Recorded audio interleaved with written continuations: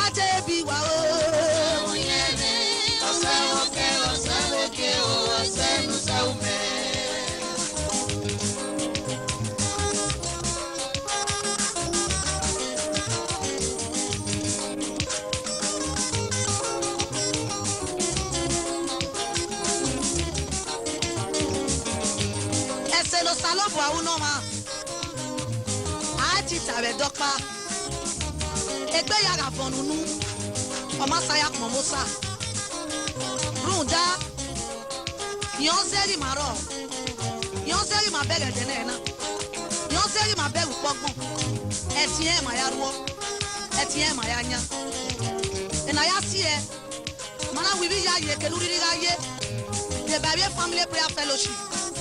Now why a city of prayer? Women was Salova. Ebenawe not deru, honor the Wawa.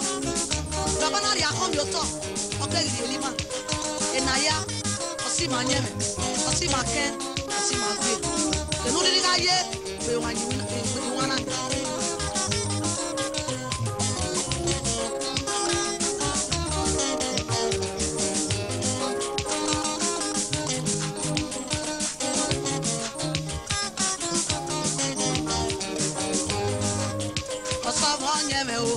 Osama Kega, Osama Dio, say no Saume. Diga when it's a baby, Osama Yere, Osama Kega, Osama Dio, say no Saume. Nega when it's a baby, Osama Yere, Osama Kega, Osama Dio, say no Saume.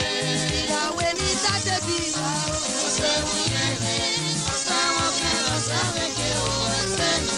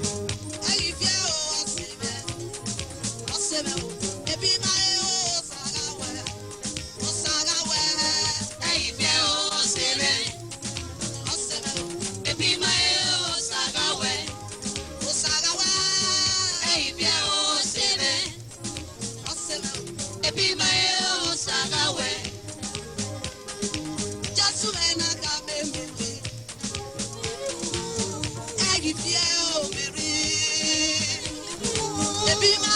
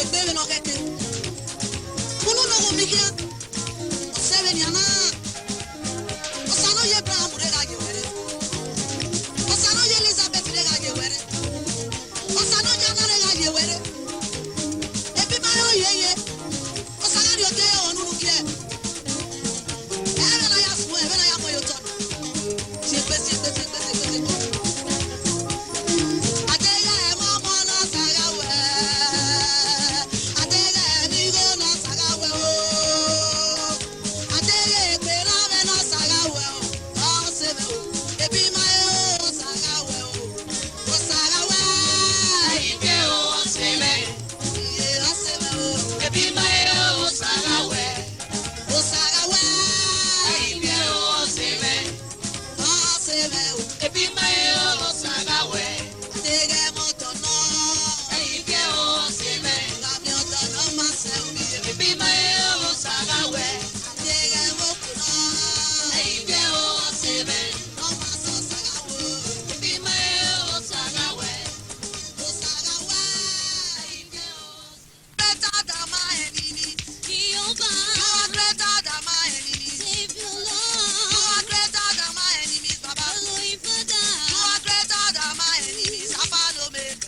You are greater than my enemies. Jehovah Sapa. You are greater than my enemies. Jehovah Jireh. You are greater than my enemies. Alpha and Omega. You are greater than my enemies.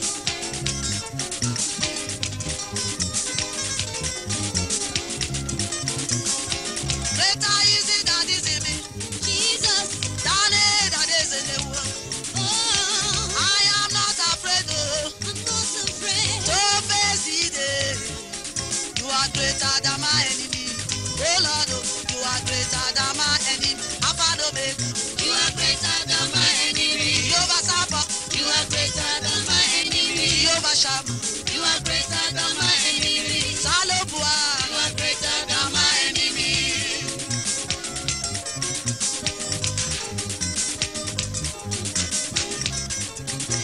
I am the apples of God's eye. Anyone that touches me touches fire. No weapon formed against me, oh, shall prosper. You are greater than my enemy. Oh Lord, oh, you are greater than my enemies. Alpha and Omega.